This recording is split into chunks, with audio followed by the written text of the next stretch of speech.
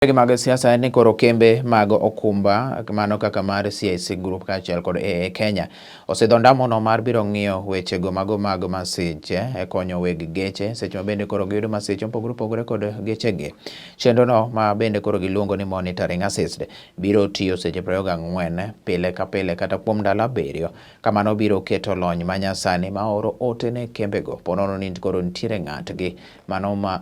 ma bende koro tiyo kod okumba go ma oyudo masira mora mora e wang' apaya nyaka kuma entiere. Jata tije mar CIC Group Patrick Nyaga opoyo tudore kanyo gi AA ka oneno ni koro kinde mar manyo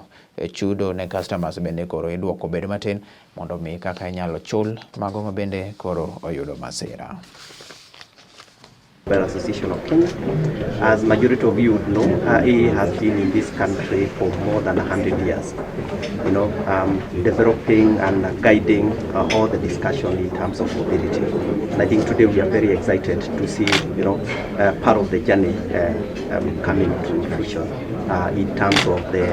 accident scene management and what we are doing now with CIC. This is a product which is more to assist the CIC customers when they are involved in an accident, and it's more to say when you have a need,